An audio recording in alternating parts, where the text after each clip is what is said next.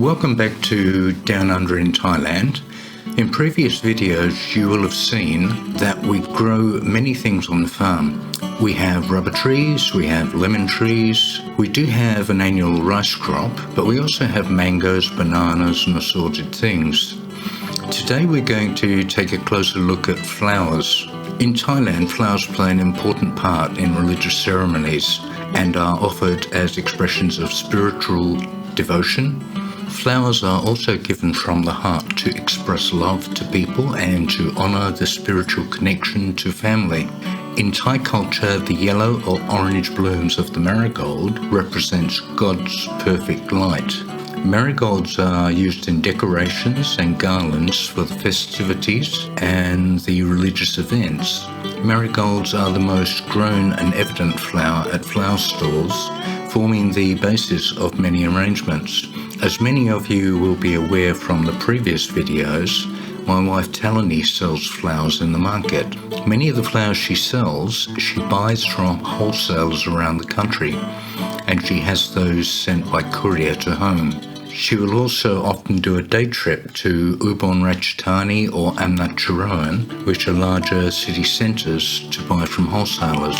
The orange and the yellow marigold consequently can be the major expense by volume when buying supplies for the flower store. It wasn't very long before we realised that our best bet, having a farm, that we could grow a big percentage of those flowers ourselves. In this video, we'll show you the journey we went through pursuing this. So guys, it's 1 a.m. in the market. Or it was 1 a.m, it's now 1:25. People are starting to arrive. We've been here 20-25 minutes getting ready. So the stall is all set up in its position for my wife to sell her flowers, and the rest of the vendors are starting to turn up slowly. As you can see, it's an early start for many. Not a lot here at the moment. These are the earliest ones. Here's the vendors here selling fresh fish, so they're set up. My wife's flower store, which you can see there now. We've got all of the flowers there, and she's busy just setting up to start making more flowers, because even though we've got an enormous amount there at the moment, they'll go very quickly and then she'll be struggling to try and catch up. So she's making flowers all the time that she's here. When I say making, she's putting them together in arrangements. So over here we've got somebody backed up and they're unloading all their gear, and there's another lady in a motorcycle with a little sidecar on it. She's getting all of her gear out. Another utility over there, or pickup, depending on where you come from. And as you can see, they're all getting their wares out and going already. So, you know, if you hear me sort of say it's starting at 1 to 3 a.m. in the morning, this is it. This is the stall here. There's my wife Talani. She's all ready to go. Under 3 hours sleep since last night. I went to bed at just after 10, and we were up at about 10 to 1, and then into the car and bring the gear down and ready to go. Another shot down the road. As you can see, there's not a lot of traffic. There's the Tesco Lotus across the road, which is 24/7, and these are the start of the vendors. But pretty much all the people you see at the moment are vendors. They're coming to set up.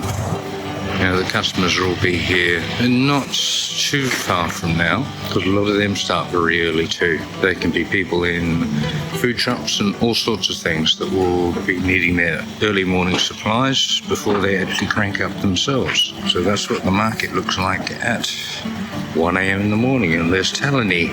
Say hello, darling. Hello.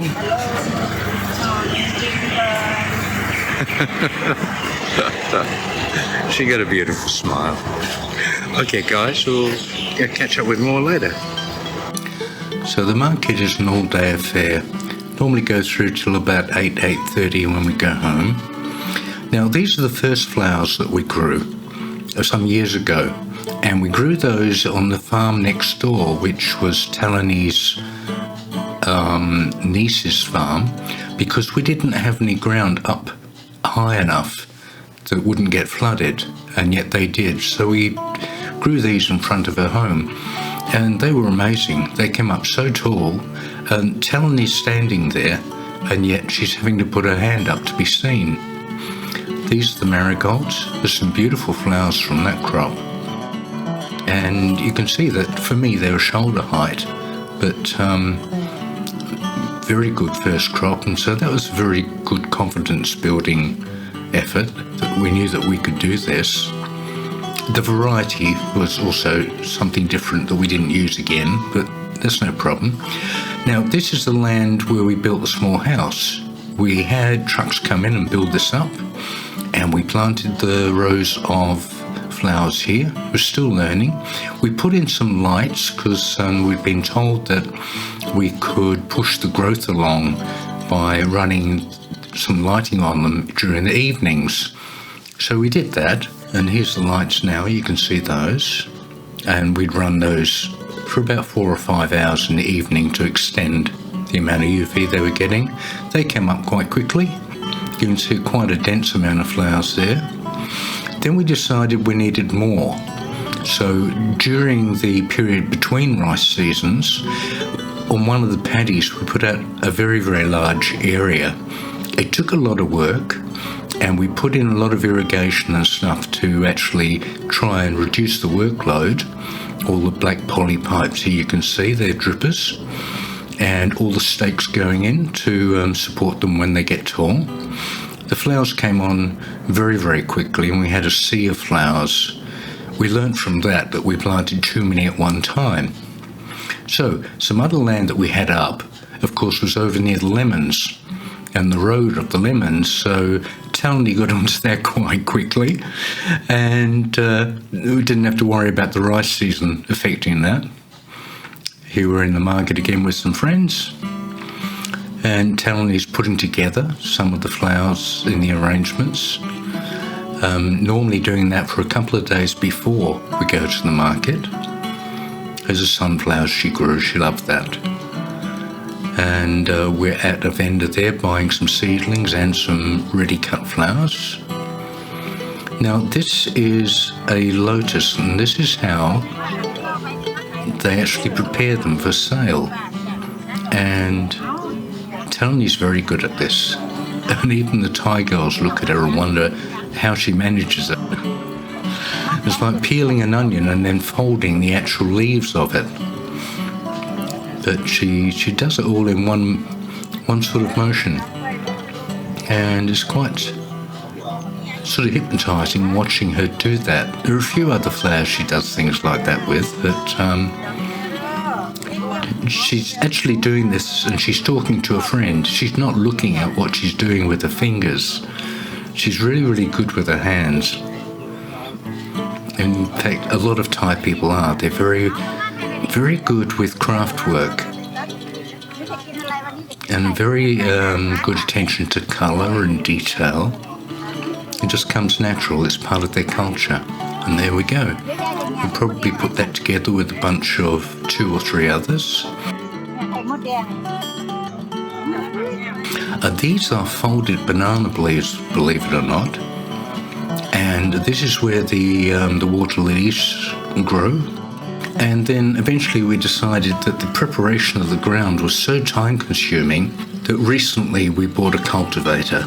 Rather than have the tractors come in and hoe the ground, then go across it and get out all the lumps, then make the actual mounds for the plants to go in, then plant the flowers 1,000 at a time, it just takes so long. And so we bought a second-hand cultivator. Been looking at them for years, predominantly new ones, but this one came along. We need to cut down the labour, so we bought this machine. So I'll give you some updates on how that goes, but this is the man actually demonstrating it for us, and does a brilliant job very quickly.